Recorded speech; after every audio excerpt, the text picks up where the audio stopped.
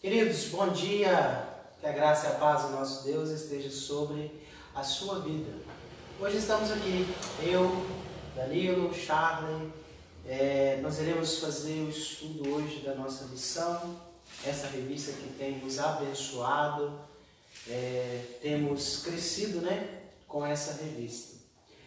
Hoje você tem a oportunidade de nos acompanhar aí no conforto da sua casa, esse estudo, Condições para usufruir da salvação. Como eu posso ser salvo? Como se dá esse processo? E por que nós necessitamos de salvação? Então, assim, são alguns pontos que hoje nós vamos esclarecer aqui. Claro, de uma forma dinâmica, de uma forma participativa. Você aí na sua casa, você tem essa oportunidade de participar conosco através da live. Estamos aqui conectados e prontos a atender vocês naquilo que nas dúvidas que vocês colocarem aqui para nós. Hoje nós iremos estudar então condições para usufruir a salvação. Mas antes de entrar na lição, eu gostaria de orar com vocês. Vamos orar, agradecer ao Senhor por esse privilégio. Uma vez que pelas circunstâncias temos que em casa fazer essa live, mas isso não nos impede de ser abençoado com o estudo da palavra do Senhor. Vamos orar?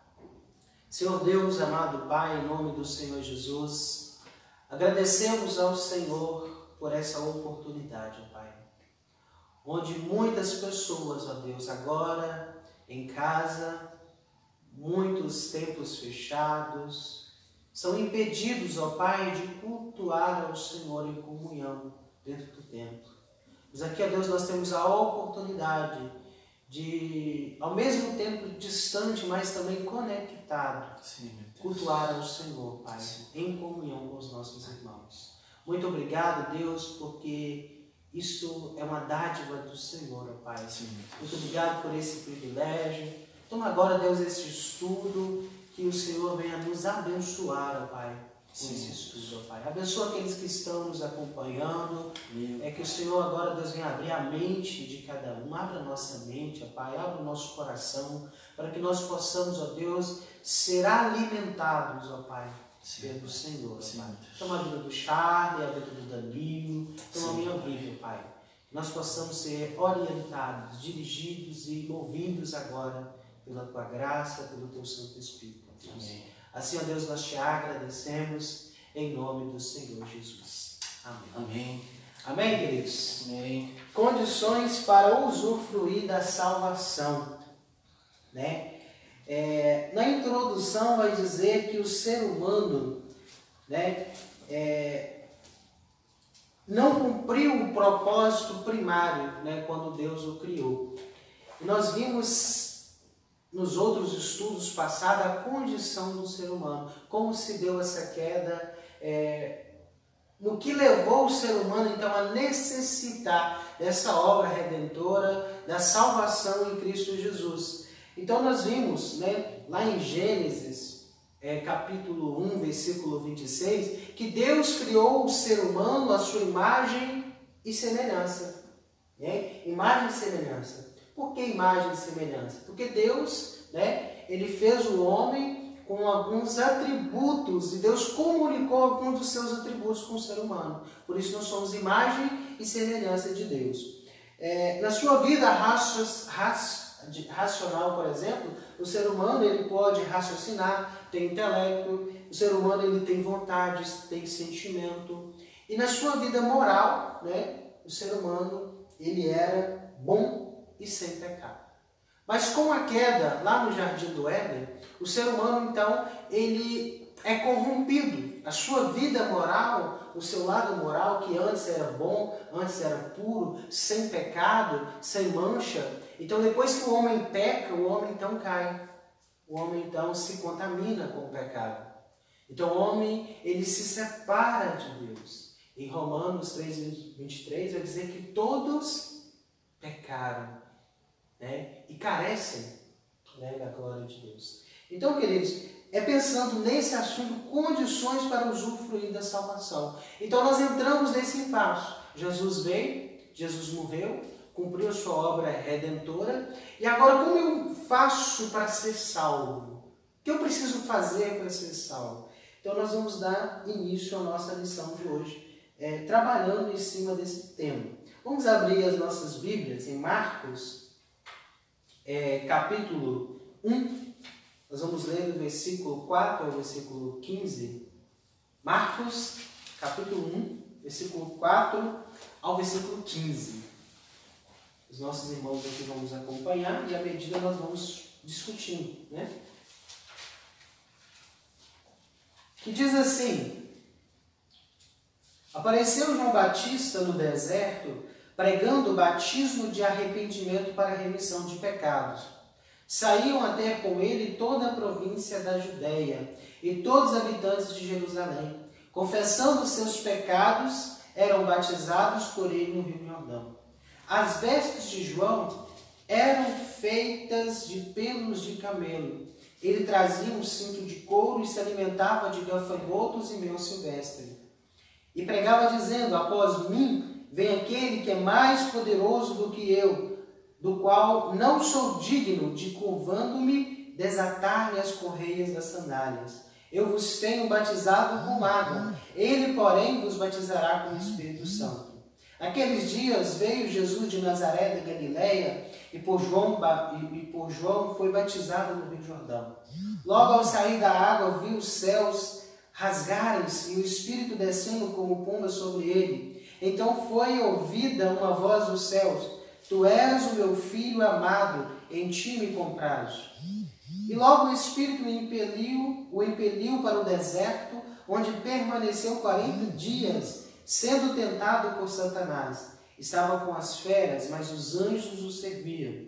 Depois de João ter sido preso, foi Jesus para a Galileia, pregando o Evangelho de Deus, dizendo: o tempo está cumprido e o reino de Deus está próximo. Arrependei-vos e crede no Evangelho. Aqui no versículo 15, nós temos o versículo-chave para trabalharmos o tema da nossa lição, para trabalharmos a lição de hoje. Nós vimos que João Batista, ele começa a pregar sobre o arrependimento. Ele começa a pregar sobre o arrependimento para perdão de pecados. E Jesus, ele vem e assim Jesus diz que o reino dos céus está próximo e fala: arrependei-vos e crede no Evangelho. Então nós vamos ver que as condições para usufruir da salvação.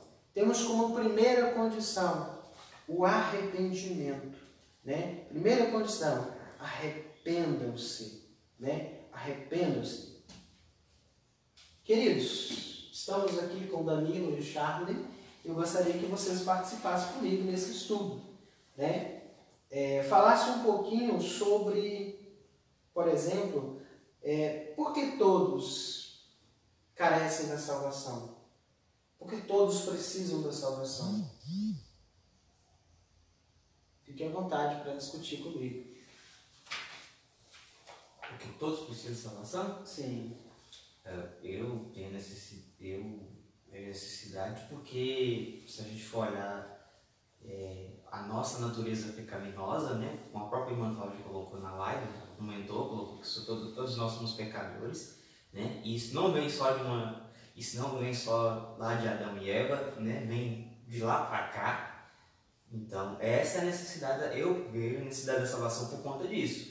Porque se nós formos olhar a nossa natureza pecaminosa, a gente não tem nem a condição de colocar nem a metade do nosso dedo no céu, né? De a gente chegar à salvação.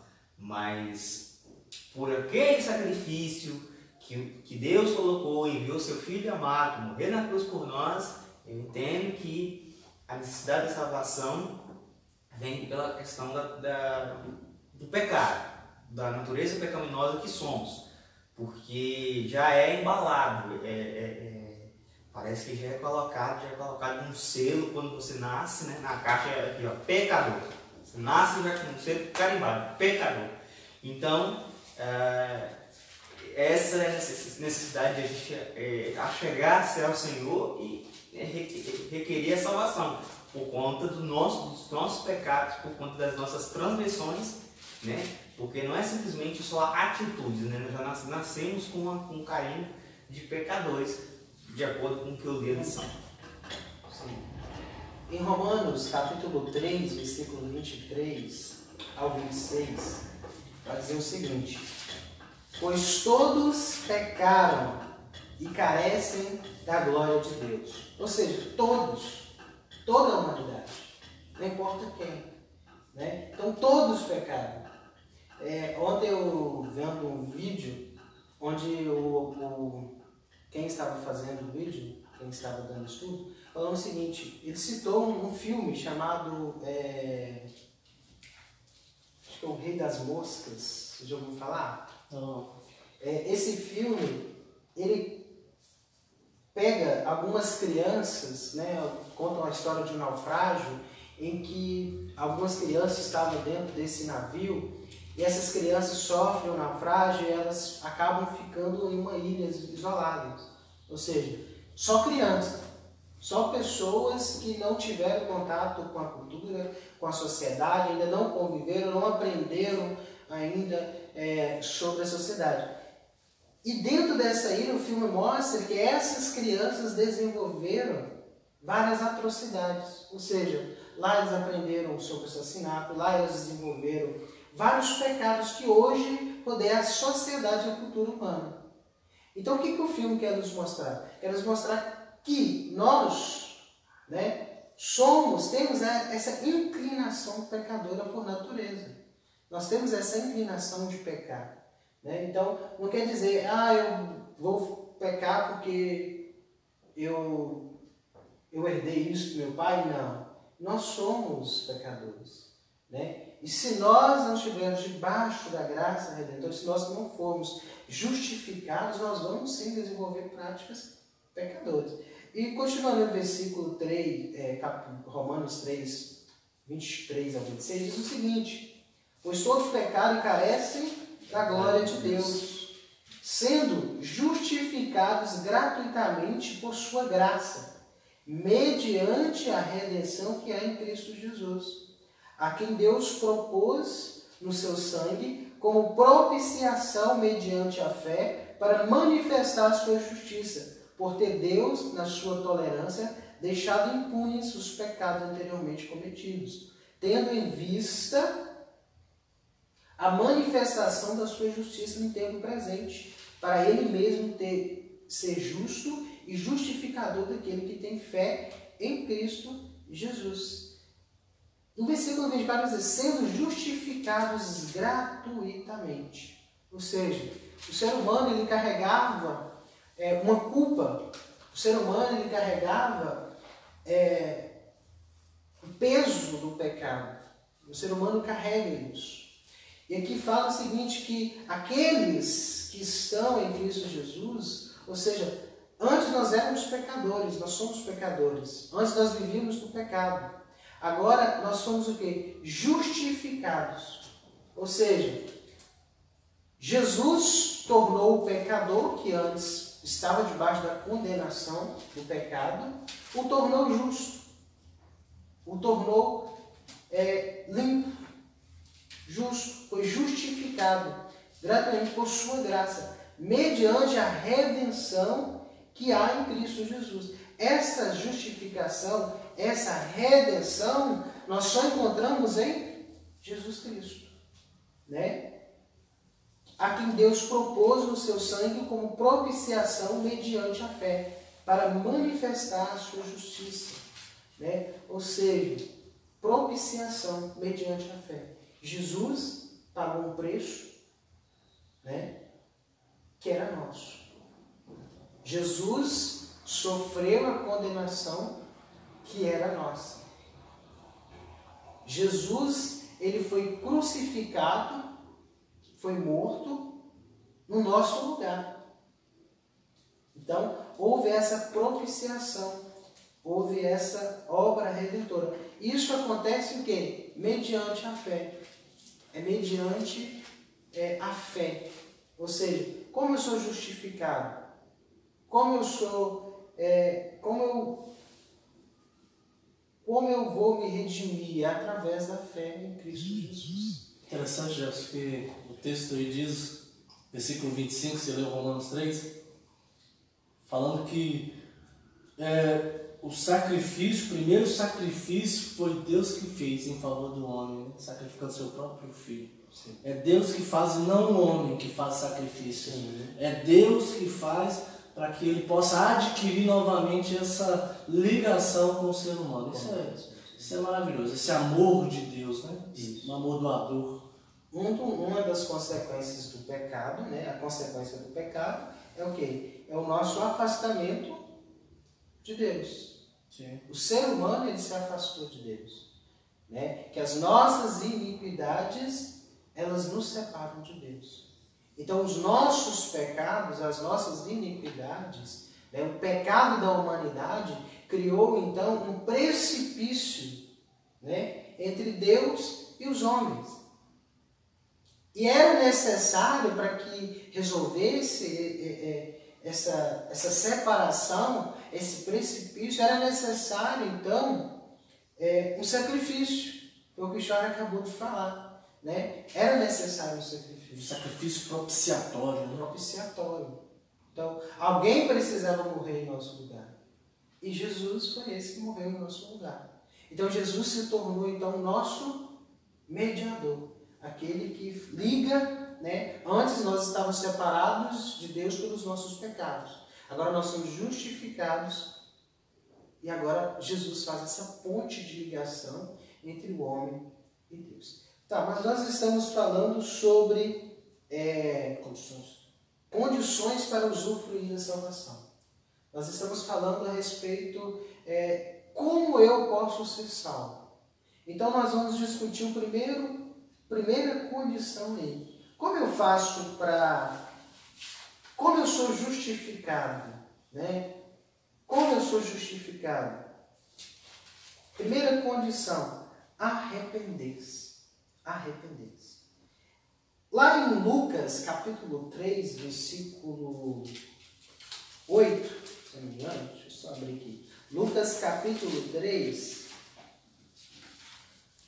capítulo 8, vai dizer o seguinte: produze, pois, frutos dignos de arrependimento. Então, uma das condições para usufruir da salvação, para eu ter a salvação, é o arrependimento. E arrependimento aqui no original significa metanoia. Significa mudança de mente, mudança de direção, né? Ou seja, eu estou indo, isso era usado antigamente também, o termo metanoia, eu li, nos exércitos. Os comandantes estavam guiando as suas tropas e o comandante gritava metanoia. Então os soldados tinham que dar o quê? Uma volta de 180 graus. Ou seja, eu estava indo nessa direção, então eu tinha que voltar, né? Fazer uma curva de 180 graus e voltar. Então, arrependimento significa você mudar de direção. É você voltar atrás. É você estava indo para o caminho em direção ao erro, em direção ao pecado, mas agora você vai fazer uma curva de 180 graus indo contra este pecado, indo em outra direção. Eu gostaria de citar um exemplo aqui de arrependimento na Bíblia, Lucas capítulo 19. Só para nós ter uma noção sobre arrependimento, e depois também eu quero ouvir dos irmãos aqui a respeito desse termo arrependimento. Né? Lucas capítulo 19 vai contar a história do publicano Zaqueu. Né? No versículo 2 diz o seguinte: eis que um homem chamado Zaqueu, maioral dos publicanos e rico. O que era um publicano naquela época? O publicano era aquele que trabalhava para o Império Romano. Né? Ou seja, é aquele que cobrava imposto do seu próprio povo, aquele que ia contra o seu próprio povo. Né? Ou seja, ele batia de frente com o seu próprio povo, ou seja, é uma traição ao seu próprio povo. E o publicano naquela época tinha a fama, né, de ladrão, ou seja, roubava, extorquia as pessoas, né? Se o Império Romano queria cobrar X valor de imposto, ele praticamente duplicava, triplicava o valor para cobrar mais. Então era uma pessoa odiada pelo seu próprio povo, né? Extorquia, roubava do povo, né? Maltratava, né? Muitas vezes muitos morriam por isso. E o que aconteceu com a vida de Zaqueu? O que aconteceu com Zaqueu? No versículo 8 vai dizer o seguinte: Zaqueu se levantou e disse ao Senhor: Senhor, resolvo dar aos pobres a metade dos meus bens, e se em alguma coisa tenho defraudado alguém, restitui 4 vezes mais. Eu vejo na história de Zaqueu uma metanoia. Eu vejo na história de Zaqueu arrependimento. Quando lá em Lucas, capítulo 3, versículo 8, falou, produz, pois, frutos de arrependimento, está falando sobre isso. Porque o arrependimento produz evidências que o confirmam. Né? Zaqueu antes extorquia o seu povo. Zaqueu antes roubava do seu povo, cobrava impostos do seu povo. E agora no versículo 8, o arrependimento de Zaqueu produziu frutos. Zaqueu então resolve dar toda a metade dos seus bens e restituir 4 vezes mais aquilo que ele roubou das pessoas. Então isso é o que? Arrependimento. É mudança de direção. Zaqueu estava indo por um caminho, né? E ele então arrependeu-se, ou seja, ele deu uma volta de 180 graus. Ele agora não produz mais aquelas mesmas atitudes. Né? O interessante é dizer, muita gente vai falar assim, eu arrependi. Ou seja, você está indo nessa direção rumo ao pecado, né? Mas talvez você fale assim, eu não vou pecar. Eu não vou pecar.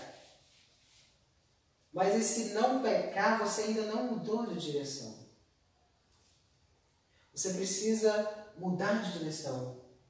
Ou seja, produzir frutos dignos de arrependimento.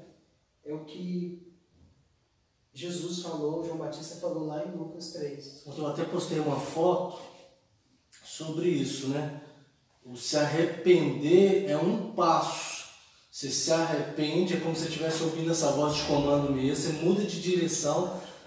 Tem muita gente que se arrepende, mas não vai na direção certa, né? Por exemplo, Esaú, quando teve aquele problema com Jacó, a Bíblia diz que ele se arrependeu, mas mesmo assim ele continuou praticando as coisas erradas, ou seja, ele se arrepende, mas ele não vai na direção certa. O bom aqui desse primeiro passo, essa ideia da metanoia, eu preciso me arrepender, eu preciso ter esse momento de contrição, eu preciso ter esse momento de... Eu estou entendendo que o caminho que eu estava é um caminho errado, mas eu preciso voltar para Cristo, né? Que é o meu ponto, que é a minha base, que é a direção que eu devo seguir. Não é só se arrepender. Tem muita gente que se arrepende dos erros e às vezes nem pratica os mais.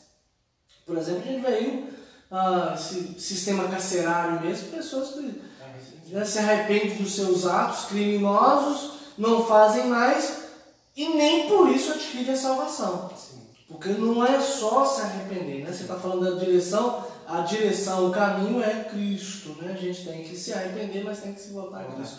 É por isso que no texto de Zaqueu aí, você lê o versículo 8, mas o versículo 9 diz o quê? Hoje chegou salvação à casa desse homem. Porque esse homem também é filho de Abraão. Sim. Né? A salvação chega quando ele se arrepende, mas ele se volta para Cristo. Né? O arrependimento é isso. Eu viro as costas para o pecado e imediatamente eu olho para Cristo. Aí a salvação chega. Sim.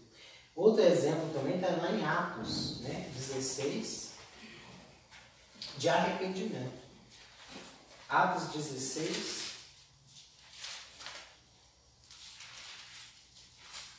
Atos 16, 31. Diz o seguinte: respondeu-lhe: creia no Senhor Jesus e será salvo tu e a tua casa. E lhe pregaram a palavra de Deus e a todos de sua casa. Naquela mesma hora da noite, cuidando deles, lavou-lhes os vergões dos açoites. A seguir, ele foi batizado todos os seus. Aqui conta o episódio do carcereiro, né, onde Paulo e Silas estavam presos, e esse carcereiro, ele se arrependeu. E quando eu falei produz, pois, frutos dignos de arrependimento, nós vamos dizer que o arrependimento, né, o que Charles falou, não adianta eu me arrepender, porque arrependimento sem mudança de direção, sem ir em direção a Jesus, não é arrependimento, é remorso. É um sentimento que não leva à salvação. Nós podemos ver isso lá em 2 Coríntios capítulo 7. Né? Então, o que acontece? Esse arrependimento do carcereiro, antes esse carcereiro açoitava os prisioneiros. Antes esse carcereiro espancava, maltratava os prisioneiros. Aqui não diz, mas provavelmente pode ser até o próprio carcereiro que açoitou o apóstolo Paulo. E vai dizer o que prova o arrependimento, qual o fruto digno de arrependimento desse carcereiro. Mas está aí no versículo 33, que diz o seguinte: na mesma hora da noite, ou seja, depois que ele se arrependeu, depois do arrependimento veio a salvação, ele teve essa evidência do seu arrependimento. Naquela mesma hora da noite, cuidando deles, lavou-lhes os vergões dos açoites. Ou seja, o carcereiro que antes açoitava, agora está lavando, cuidando das feridas dos açoites. Então, isso prova o arrependimento, essa mudança de direção. Né? E como o Charles falou, não adianta eu me arrepender. Né? Ele falou arrependimento, remorso. Eu nem falo arrependimento, eu falo remorso. De remorso, os presídios estão lotados. Mas nós precisamos de arrependimento. O arrependimento é que leva à salvação. Lá em 2 Coríntios, capítulo 7,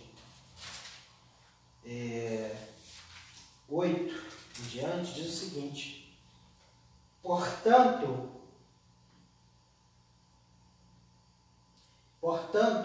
ainda que vos tenha contristado com a carta, não me arrependo, embora já me tenha arrependido. Veja que aquela carta vos contristou por breve tempo. Agora, versículo 9, me alegro não porque fostes contristados, mas porque fostes contristados para arrependimento, pois fostes contristados segundo Deus, para que de nossa parte nenhum dano sofresseis. Porque a tristeza segundo Deus produz arrependimento para a salvação, que a ninguém traz pesar, mas a tristeza do mundo produz morte. Porque quanto cuidado não produziu isto mesmo em vós, que segundo Deus fostes contristados? Que defesa, que indignação, que temor, que saudades, que zelo, que vindita. Em tudo deste prova de estares inocentes desse assunto. Portanto, embora vos tenha escrito, não foi por causa do que fez o mal, nem por causa do que sofreu o agravo, mas para que a vossa solitude, a nosso favor, fosse manifesta entre vós diante de Deus. O apóstolo Paulo aqui está falando sobre a questão que o Charles acabou de falar, sobre o remorso, sobre um sentimento, uma tristeza, né, uma contrição interna, né, que não leva à salvação, que não é o verdadeiro arrependimento. Eu estou vendo aqui que o nosso amado irmão Gabriel Ramos, participando aí da nossa live. Meu primo, mas está faltando. É seu primo? Aí. Eu acho que está faltando. Seja bem-vindo, Gabriel. Nessa questão de alguém que finge um arrependimento, podemos falar que isso aconteceu com Ananias e Safira. Também. Bom exemplo. Bom exemplo. Né, Ananias e Safira. Então, existe, né, uma tristeza, uma contrição, daqui a pouco está falando sobre dois tipos de sentimento, a tristeza, o remorso, onde a pessoa finge esse arrependimento, não se arrepende, não leva à salvação, mas tem aquela tristeza que, segundo Deus, produz arrependimento, né? Agora, eu gosto desse texto, porque esse texto vai descrever bem aí esse fruto do arrependimento, que é essa tristeza, né, que tem que ter em nós. Diante do pecado, eu tenho que ficar com esse sentimento de tristeza. Eu tenho que rasgar meu coração e falar assim: gente, esse negócio não é para mim. Né? Estou fumando, meu Deus, por que eu estou fazendo isso? Estou me prostituindo. Tem que haver uma tristeza diante disso. Né? Paulo vai trabalhar isso com uma facilidade muito grande. Tem que haver esse sentimento em nós. Né? Sim. E tem uma coisa também, que eu estava recapitulando aqui em revista, que isso vira um processo, o arrependimento. Porque não é simplesmente só arrepender das coisas que você faz terrenas. Elas têm influência, elas têm uma importância muito grande. Elas têm. E você precisa, né? Deleitar seu coração para Cristo, para você se arrepender. Mas simplesmente você se arrepender todos os dias, simplesmente pedir perdão dos seus pecados. Porque a revista fala muito nesse primeiro tópico sobre vontade, fazer a vontade do Senhor. E aí que entra o processo. A partir do momento que você se arrepende, que você se entrega para o Senhor, para Jesus Cristo agir, para que o Espírito Santo possa agir na sua vida, acontece a vontade do Senhor, porque você permitiu e a vontade do Senhor está sendo cumprida. Então, o arrependimento gera um processo de mudança, gera todo um processo que faz com que a pessoa se transforme a favor de Jesus Cristo, e os frutos do Espírito, como já diz Gálatas 5:22, começam a adentrar em seu coração, e você começa um processo em que você vai cada dia chegando mais e mais perto, exalando a presença do Senhor em volta das pessoas.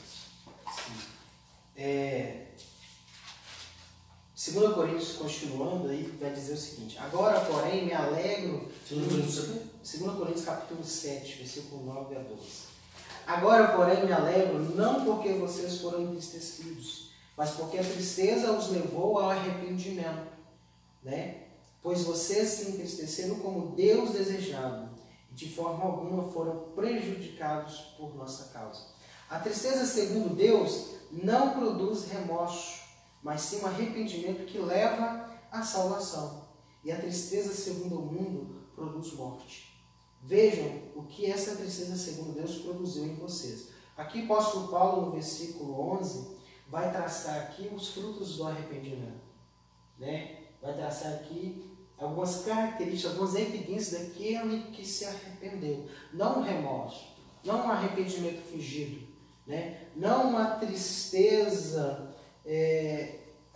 que produziu apenas um remorso, que não levou ao verdadeiro arrependimento, que não houve essa metanoia, essa mudança de direção em direção a Cristo Jesus, né? Mas houve um verdadeiro arrependimento, onde o nosso interior, o nosso coração foi transformado. Então, no versículo 11, ele vai dizer o seguinte: vejo que essa tristeza, segundo Deus, produziu em vocês.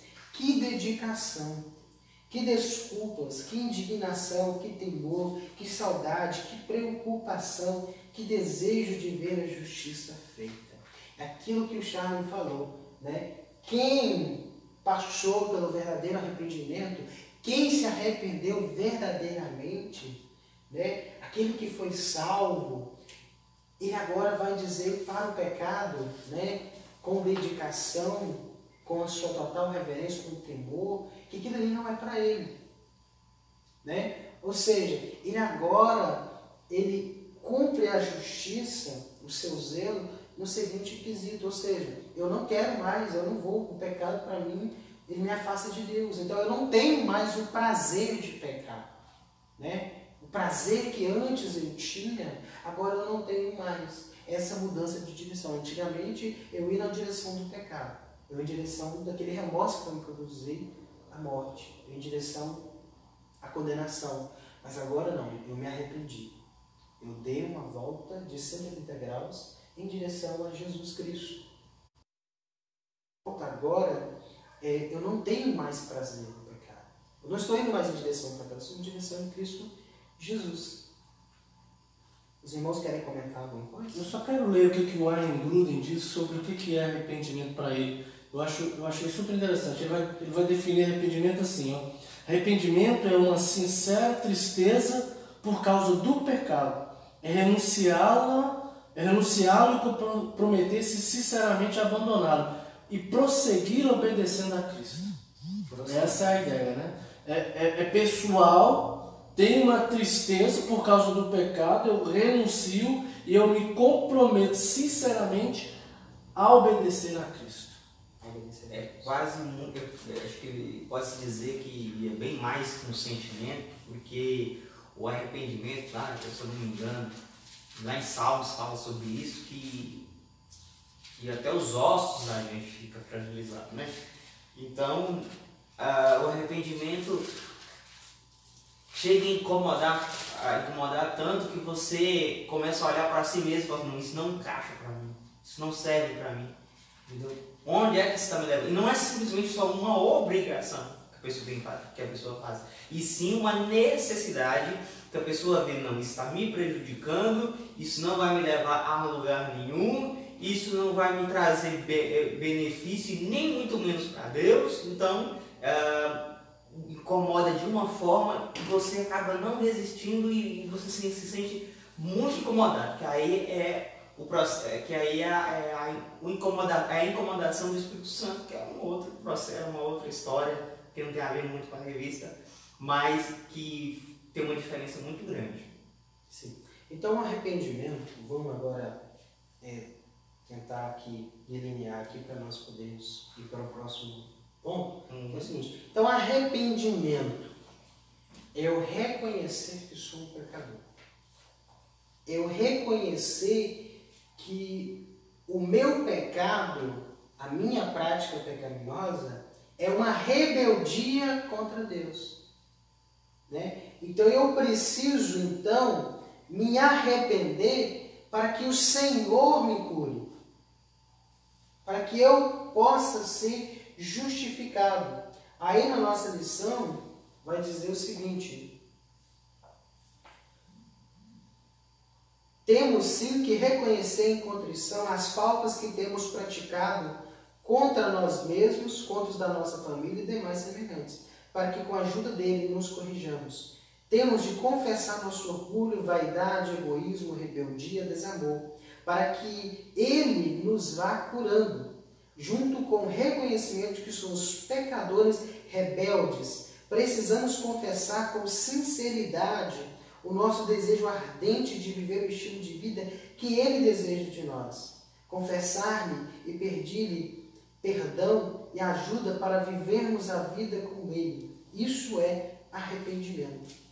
E a Bíblia diz lá no Salmo 51:17 que um coração contrito Deus não rejeita. Então, arrependimento, queridos, é isso aí.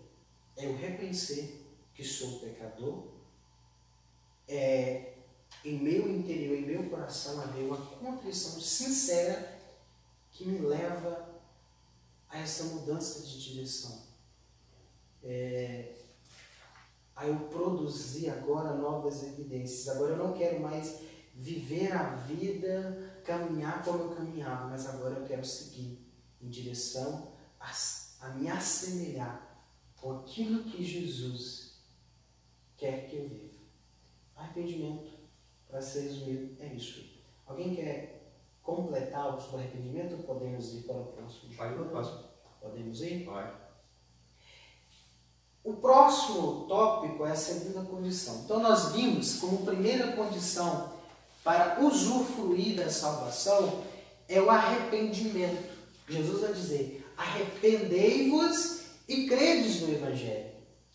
Então agora Jesus nos dá aqui uma segunda condição para que possa haver salvação. Primeiro, arrependimento. Segundo, crer no Evangelho. E o apóstolo Paulo, na sua primeira carta aos Coríntios, no capítulo 15, para resumir o que é Evangelho, né? Muitos perguntam assim, eu não sei o que é o Evangelho. Evangelho são as boas novas. Mas o que é realmente o Evangelho? Está lá em 2 Coríntios capítulo 15. Quais são essas boas novas? Versículo 3 diz o seguinte: antes de tudo vos entreguei o que também recebi, que Cristo morreu pelos nossos pecados, segundo as Escrituras, e que foi sepultado e ressuscitou o terceiro dia, segundo as Escrituras. E apareceu a Cefas e depois aos 12. Depois foi visto por mais de 500 irmãos, de uma só vez, dos quais a maioria sobrevive até agora, porém alguns já estão. Então o Evangelho, que boas novas são essas? Boas novas de salvação. Né? Boas novas. Jesus Cristo, o Evangelho é isso. Jesus Cristo, ele morreu.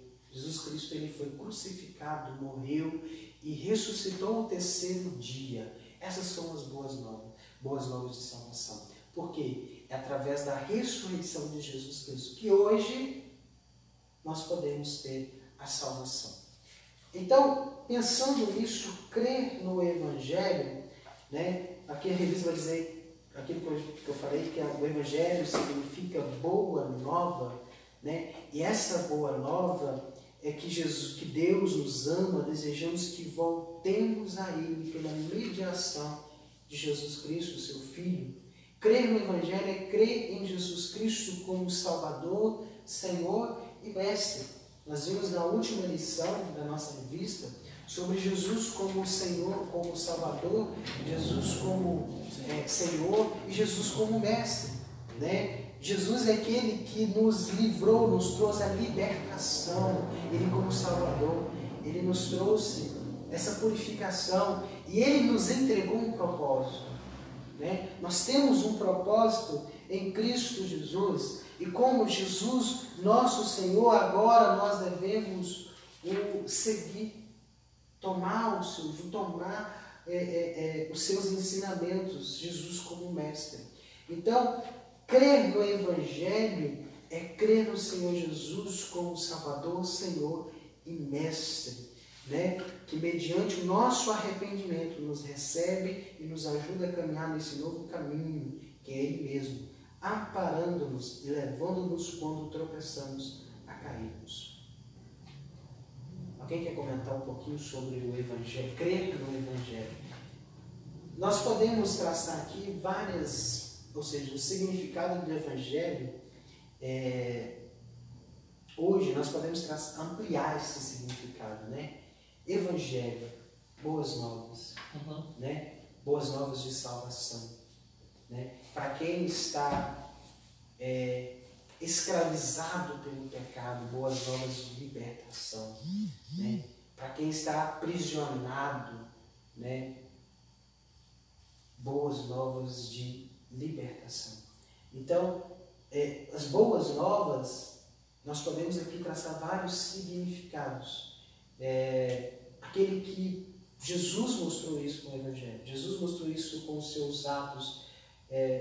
Como mestre, Jesus nos ensinou o que é viver no Evangelho, o que é crer no Evangelho. É através do arrependimento, crer que Jesus Cristo, né, Ele morreu. As boas novas eu vejo como uma demonstração gigantesca de amor pela humanidade, que faz com que possamos se achegar a Ele. Né? Primeiro, começando lá atrás, né, que é a justificação. Né? E justamente você falou sobre a justificação, que nós não merecíamos, aí Deus enviou o seu Filho amado, e que é aquele que crê nele, né? Aquele que crê em Jesus Cristo, que morreu na cruz. Para facilitar aqui, a gente pode enumerar 3 pontos das boas novas aqui, baseado em 1 Coríntios capítulo 15. Primeiro, que Ele morreu nos nossos pecados, Ele foi sepultado e ressuscitou no terceiro dia. Tudo por nós. Então, esse amor gigante, ninguém vai, acredito não, tenho certeza, ninguém vai fazer pela humanidade como Deus fez por nós. Então, Deus, apesar de ver a humanidade como um ser humano desprezível, como nós somos, que nós não merecemos, né? É só ver exemplos de hoje e tantos outros para trás, mas ao mesmo tempo Deus teve a misericórdia, teve a graça, né? Essa paciência toda, enviou seu Filho amado, né? Quem é que vai colocar? Quem é hoje pai, que tem pai aí em casa, vai colocar seu filho para poder morrer pelo outro? Isso não, hoje, se eu for comparar com hoje, basicamente isso não existe. Mas o que eu vejo mais é um amor sem igual pela humanidade. Pois não, um amor muito grande pela humanidade. O interessante, Danilo, é aquele versículo que todos nós conhecemos, né? João 3, 16. Porque Deus amou o mundo de tal maneira, né? Ou seja, um amor grandioso, um amor extremo pela humanidade, a ponto de entregar o seu próprio Filho em amor pela humanidade. Lá em Romanos, capítulo 3, voltando lá, versículo 24, né? Então, o que é crer no Evangelho? A nossa revista aqui, ela traz exemplos muito ricos, né? Sobre o que é crer no Evangelho. Crer no Evangelho significa que a nossa salvação, né? O nosso arrependimento, a nossa contrição sincera, a nossa salvação ainda não está nos nossos próprios méritos. Porque Jesus vai dizer, Paulo vai dizer em Romanos, capítulo 3, 24, e misericórdia se fosse dos méritos. Sendo justificados gratuitamente. Ou seja, a salvação, né, por sua graça, mediante a redenção que há em Cristo Jesus. Ou seja, a salvação, né, a nossa justificação, ela não está nos nossos próprios méritos. Nós, por si próprio, né, nós não conseguimos, pelos nossos próprios méritos, pelas nossas boas obras, alcançar a salvação, né? Por isso que Jesus vai ser bem claro nas condições para usufruir a salvação. É arrependimento e crer no Evangelho. Então, significa, né, que não confiamos em nossos méritos, mas irmos a Deus, pois nunca teremos a perfeição que Ele exige de nós. Cristo é o nosso mediador, salvador e segundo mestre. Podemos dizer que fomos justificados. E o primeiro exemplo aí da nossa revista. E isso é confirmado lá em Efésios 2, 8 a 10, né? Pois vocês são salvos pela graça, por meio da fé, isso não vem de vós, é dom de Deus, não por obras para que ninguém se glorie. Porque somos criação de Deus, realizada em Cristo Jesus, para fazer boas obras, as quais Deus preparou antes para nós praticarmos. Que aí entra o seguinte: se a gente se a gente for olhar a salvação pelo que nós fazemos, né, pelas nossas atitudes, a gente ia ter uma espécie de julgamento, né, que aí entraria uma justiça desnecessária, que a gente ia fazer um julgamento geral. Mas, Senhor, eu fiz isso e aquilo, e eu fiz isso, eu mudei não sei o que lá, não sei o que lá, não sei o que lá. Então, se a gente fosse olhar pelas nossas atitudes a questão da salvação, misericórdia, né, a gente ia colocar a favor, como se fosse um júri. A gente ia colocar a favor as nossas atitudes, mas esquecer os nossos erros para trás. Sim. Então, crer no Evangelho é eu reconhecer que sou pecador e que eu não alcanço a salvação pelos meus méritos, né, pelos nossos próprios méritos.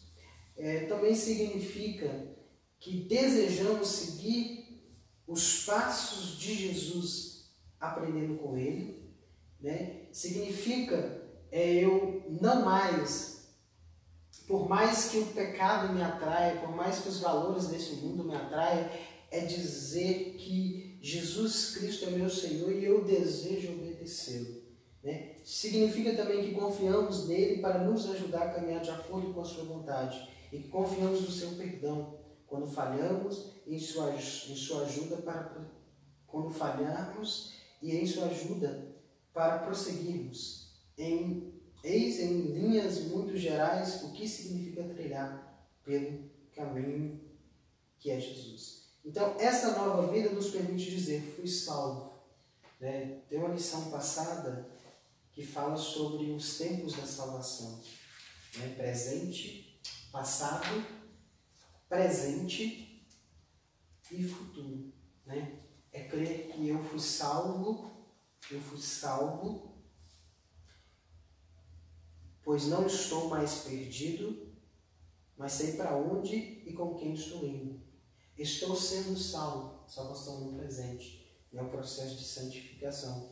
Por Ele que me livra a cada dia da ignorância, da fraqueza, dos medos, da verdade e enfim do pecado, que tão de perto me rodeia. Serei salvo ao terminar minha jornada e penetrar numa vida plena, sem pecado, com todas as suas consequências, né?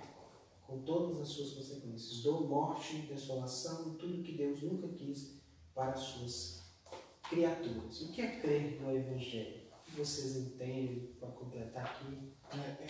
E aí eu acho que agora nós entramos na palavrinha crer, que até então nós fizemos uma... crer, o que é isso? Como que vem isso? Esse negócio surge assim, no plus e pronto. Como é que esse negócio vem, né? A revista trabalha essa palavra crer, mas eu prefiro trabalhar a palavra fé, né? Até o apóstolo Paulo vai dizer, né, que ela vem através de quê? Como que a gente adquire ela? Então a gente adquire através de conhecimento, através de aprovação e uma confiança pessoal. Então ela não vem... tem pessoas que acham que ela vem assim, papum, não. Tem um processo, né? É esse processo que é essencial a gente saber. O que é crer no Evangelho? É só receber uma mensagem domingo à noite e pronto, e acabou? É só ir?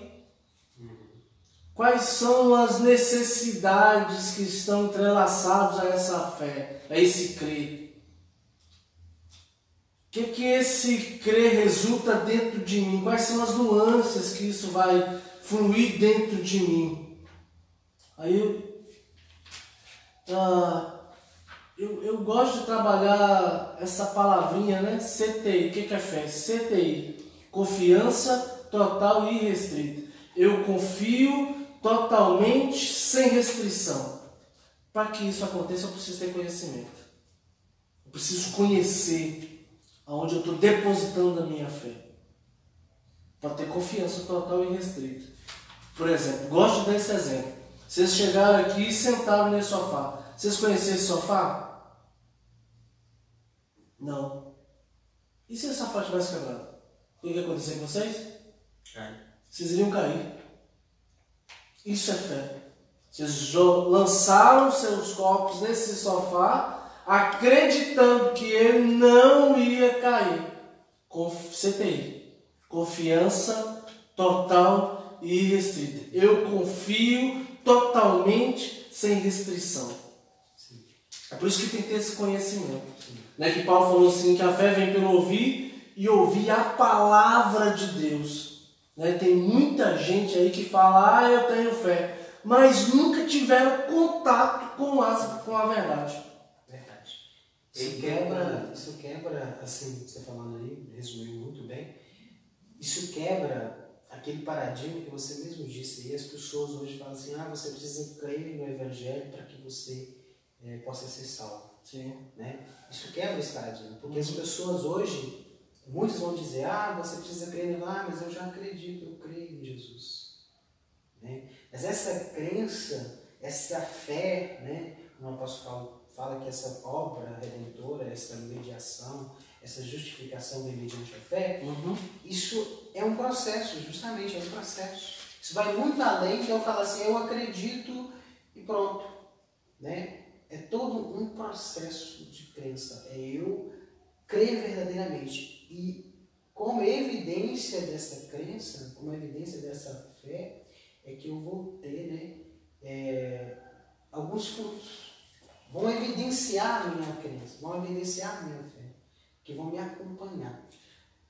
Eu não sei se eu tenho uma visão errada, mas eu acredito que crer vem de uma... Eu acredito que a palavra crer vem de tranquilidade. Por quê? Quando você acredita em Deus, quando você se lança aos cuidados do Senhor, você fica tranquilo. Por exemplo, existem situações na vida que a gente não tem a dimensão e nem a capacidade de resolver, ou às vezes você não tem uma pessoa do lado para poder te ajudar, ou você está numa situação complicada. Então, mesmo diante de uma situação, mesmo diante de inúmeros problemas, a palavra tranquilidade ela dói porque a gente como carnal, ser humano, a gente quer resolver isso, aquilo, naquela velocidade muito grande. Mas aí entra uma tranquilidade. Que tranquilidade é essa? É de acreditar que Deus pode fazer o impossível, que Deus pode fazer coisas diferentes, quando você nem menos imagina. Então eu entendo isso como uma tranquilidade, e lançar os nossos cuidados, nossos problemas, os nossos anseios nas mãos do Senhor. Eu penso assim. Olha o que Paulo diz aos Romanos, só para a gente fechar essa ideia de que está entrelaçado na fé essa ideia do conhecimento, né? Romanos 10, 14 diz assim: como, pois, invocarão aquele quem não creram? E como crerão naquele de quem não ouviram falar? E como ouvirão se não há quem pregue? E como pregarão se não foram enviados? Assim como está escrito: como são belos os pés dos que anunciam coisas boas, mas nem todos deram ouvido ao Evangelho. Pois Isaías diz: Senhor, quem deu crédito à nossa mensagem? Aí o versículo 17: portanto a fé vem pelo ouvir e ouvir a palavra de Deus. Está entrelaçada a fé a essa crença que traz tranquilidade. Para trazer tranquilidade eu tenho que conhecer. É isso que eu estou querendo trazer, essa ideia de eu fico mais tranquilo naquilo que eu conheço. Como é que eu vou depositar a minha vida, por exemplo, confiar a vocês, uma coisa que está em minha vida pessoal, só confiando, só conhecendo, só caminhando com vocês, que isso vai aí. Tem um negocinho, né, tem uma oração que a gente faz, que às vezes eu fico pensando nela, assim: Senhor, aumenta a minha fé. Como que isso vai acontecer? Caminhando com Cristo, caminhando com Ele, que Ele vai me dar essa tranquilidade, sabe?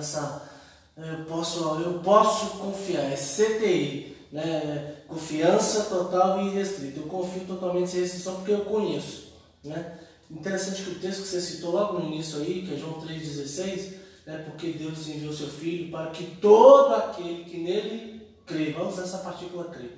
Como é que esse negócio está entrelaçado, né?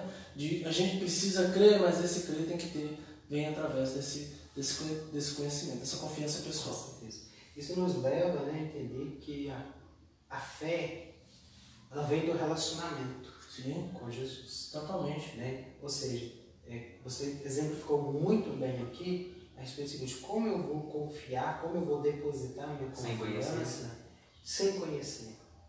É aquela historinha da casa que estava pegando fogo, o pai pega todo mundo e fala: todo mundo dá as mãos aí que a gente está saindo, que a casa está incendiando. Morava no segundo andar e o pai pega todo mundo, a esposa, 3 filhos, e quando ele sai, só tinha 2 filhos, o terceiro ficou em cima. E a casa começou a pegar fogo, o pai tenta voltar, não tem como. Aí o filho vai para um alpendre lá em cima e fica olhando e tentando de um jeito sair daquele fogo. O pai lá embaixo, impossibilitado de subir, fala: filho, se joga. E o filho: não, pai, vamos jogar não. Não, filho, se joga. Não, pai, estou vendo fogo, tem fumaça, não estou vendo nada. E o pai vai e lança uma palavra: filho, eu estou te vendo. Pode se jogar. O filho fala: pai, mas eu não estou te vendo, filho. Eu estou te vendo. Se joga. Aí o filho vai e se lança e o pai pega ele. É essa ideia que tem de fé, né? O fé me arranca de dentro de mim para que eu possa confiar totalmente sem restrição a esse Deus. Eu às vezes não estou vendo a dimensão daquilo que isso pode produzir em mim e através de mim, que essa partícula tão pequena que é a fé. Mas Deus que vê num todo fala: pode se lançar. Né? Pode vir. O filho, se não conhecesse, se não tivesse um relacionamento, isso quem tem filho sabe disso, né? Se você pede, se está lá com uma menina que você nunca conheceu, você nunca viu, pula que eu vou te segurar. Se não for conhecido, não vai pular, vai ficar lá, irmão. Mas se for uma pessoa conhecida, um pai, um parente, alguma coisa de confiança, que traz essa tranquilidade, eu gostei dessa palavra tranquilidade. Aí a pessoa se lança, né? Isso é fé, né? Uma fé salvífica, né? Às vezes a gente fica assim, será que eu posso me lançar? Sim, porque Ele já fez tudo isso, Ele já veio em nossa direção, Ele morreu por nós, Ele se entregou por nós, então por isso que eu posso, né, me lançar, entregar, confiar, com certeza. Isso porque a tranquilidade é a consequência da confiança, ela é uma consequência que vem depois da confiança. Eu só fico tranquilo se eu confiar. Sim, sim. Também, a mesma coisa. Né? Queridos, indo para a conclusão, Já? acaba rápido, né, irmãos? Nós já temos 1 hora de live. Queridos, a conclusão da nossa revista é dizer o seguinte: arrependimento e fé são condições para a salvação. Em todos os tempos. Sem arrependimento, não nos aproximaremos de Deus. Se nos falta fé, não confiaremos na suficiência de Jesus para a nossa justificação. Não dependeremos dele para a nossa santificação. Não nos alegraremos na nossa vida futura de glorificação. Devemos, no entanto, lembrar que fé e arrependimento não são apenas sentimentos, embora muitas vezes se expressem assim. Eles são, acima de tudo, uma escolha e um compromisso. Irmãos, condições para usufruir da salvação: arrependimento e crer no Evangelho. Essa fé que é produzida, essa crença que é produzida através do relacionamento, do conhecimento com Jesus Cristo. Gostaria de agradecer você que participou conosco, né? Temos aqui alguns comentários na nossa live, que aliás isso é muito importante, né? Para nós que estamos aqui. Quero agradecer a irmã Cláudia, Tamay, Vanilza, que participou aqui conosco. E hoje é aniversário da irmã Cláudia, né? Aliás, hoje é aniversário da irmã Cláudia. Parabéns. Os parabéns, irmã. Que Deus abençoe. Deus abençoe. O Danilo também participou aqui. O Gabriel Ramos, né, que participou. Eu não estou conseguindo ver os outros comentários. Pastor Carlos Henrique. Pastor Carlos Henrique. Como é que eu olho os outros comentários? Evanilza. Muito obrigado, irmãos. Gabriel Ramos, você citou? Citei. Então, irmãos, isso é muito importante. Que Deus abençoe a vida de vocês. E no próximo domingo nós temos, né, nossa próxima lição, que é o estudo de número 11 da nossa revista, o salvo e a oração. É que você possa estudar essa lição aí na sua casa.